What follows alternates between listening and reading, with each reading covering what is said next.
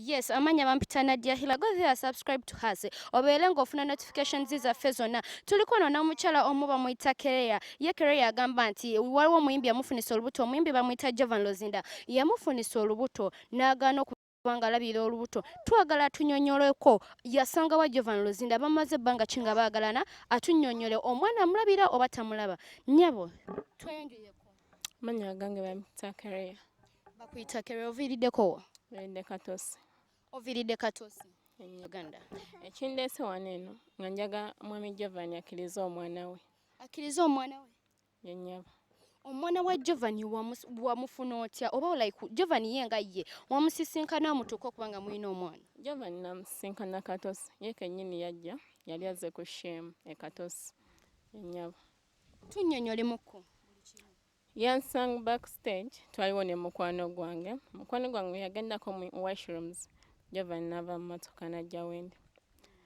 N'ambuuza amannya go ne nga mugamba. N'asaba ku nnamba ya ssimu ne ngimuwa. N'aŋŋamba tugenda kuba tukola ki tukwatagana. Lwa nsonga nkulabye olina eddoboozi eddungi osobola oyimba. Ye nnyabo. Kati olwo nga mumaze ng'amaze okulaba nti olina eddoboozi eddungi ne mwawukana? Tetwayawukana. N'agenda ku stage lwa nsonga yali addayo ku stage. Naye kati mu kukomawo mu kuva ku stage natandika okunsindikiranga message ku WhatsApp. N'aŋŋamba Kereya funa ki? Funa room. Room eyaki? Yaŋŋamba nfune room lwa nsonga ayagala nkwasaganyeko ku byaki anteeke mu industry y'okuyimba. Yaŋŋamba ayagala kunteeka mu industry y'okuyimba nfune room agala kujja tubiteeseeko. Bw'atyo we yaŋŋamba. Olwo ng'ofumaze ofuna room? Ne ŋŋenda ne nfuna room era eyo e Katosi gye twali. Mu kufuna room yaŋŋamba ŋŋenda kujja nga neebisse lwa nsonga saagala abantu bakole ki bandabe. Ye nnyabo.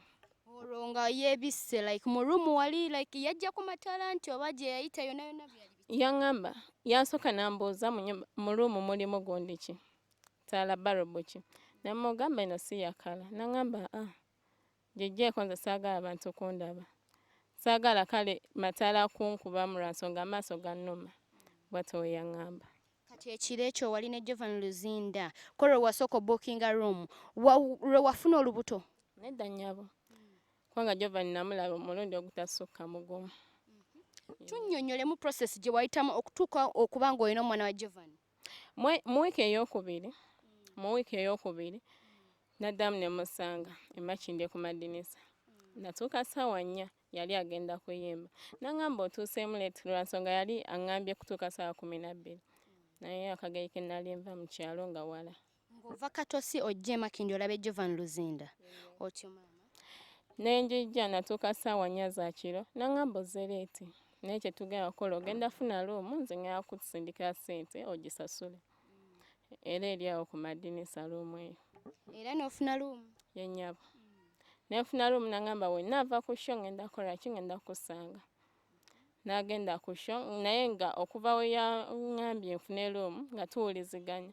N'aŋŋamba kati ngenda ku show era ngenda sooka nveeko. Era n'avaako. We yava ku show era n'antegeeza nti n'ovuddeko kati ndi mu kujja. Ye nnyabo. Era n'ajja era ne musula mwenna? Era ne tusula ffenna lwa nsonga ko olwo ate twali tutaddemu n'ebyalaavu.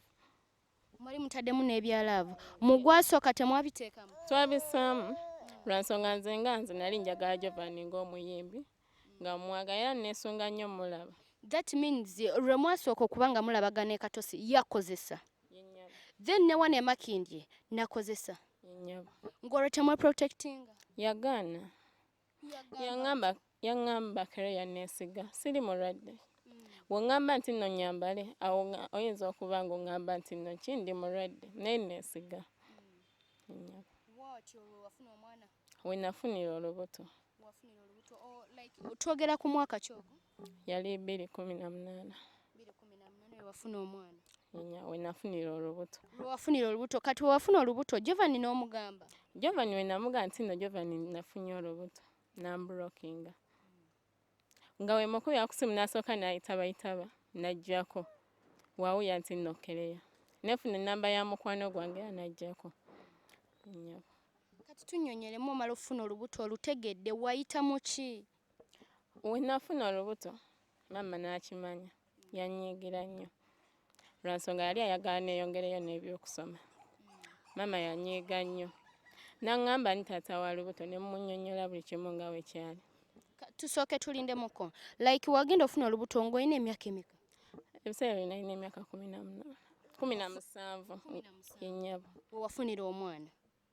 Nafunira olubuto nalina emyaka 17 ne nduza nga nina emyaka 18 lwa nsonga nalufuna omwaka gunaatera okuggwaako yennyabo. Kati omaze ofuna olubuto ozadde oliwa? Nazaalira wa maama naye mu prosesi y'olubuto ninako omwami nali mpuliriza nnyo Digida Fama. Omwami yali akola ku nsonga z'abakyala nga bamuyita looya w'abakyala.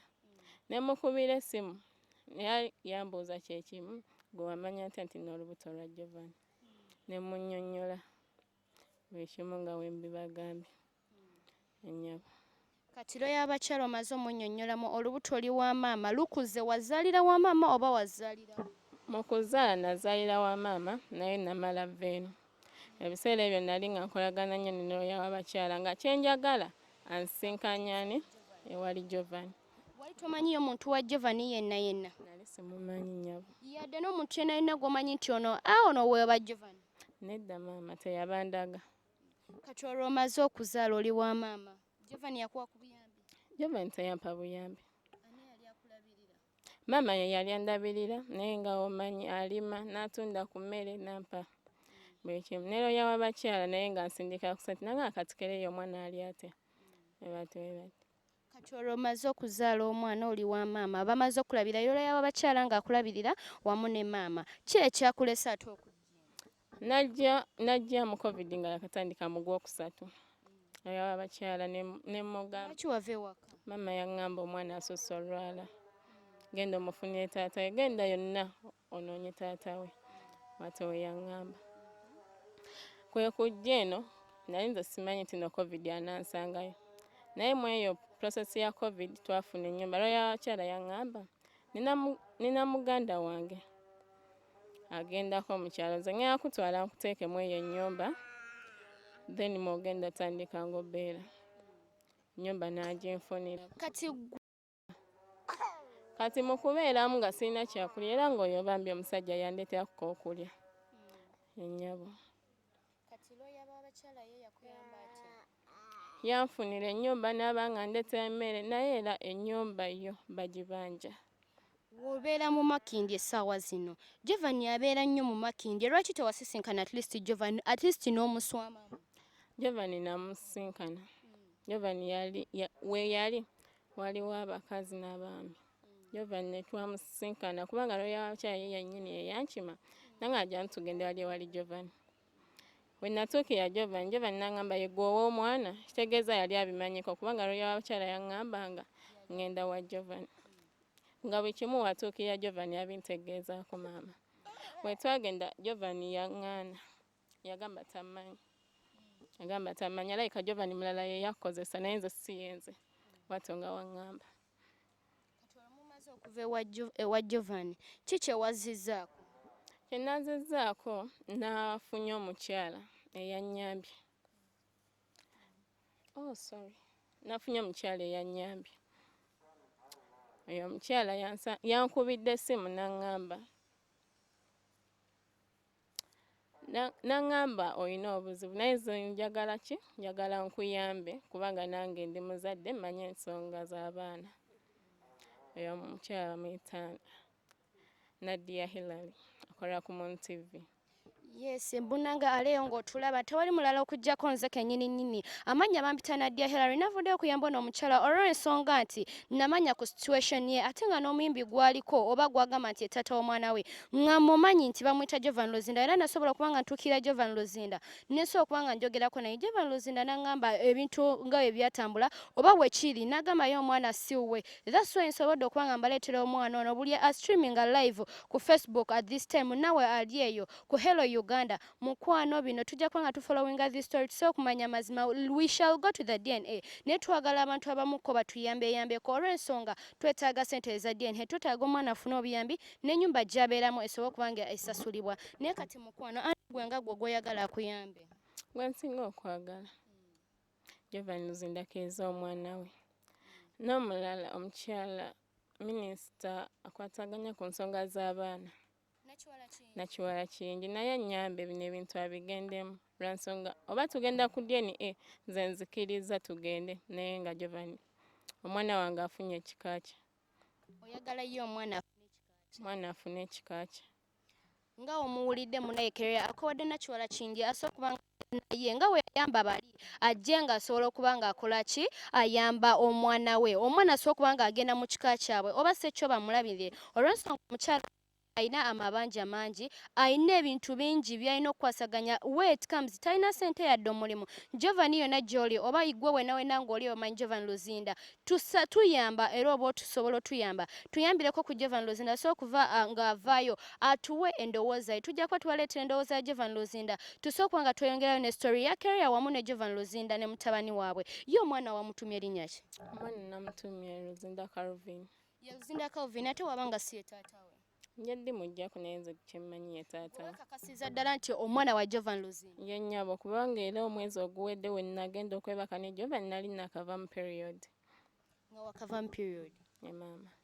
Oyo nga ye omuwuliddemu naye ye mukyala gwe bayita Kereya munanga ali ku Hello Uganda be there every time subscribing o liking era still o sharing nawe ali ku YouTube ku Facebook page yange ya Nadia Hillary Uganda belako every time o liking o sharing go there and subscribe our pages zona ojja kumufuna bulungi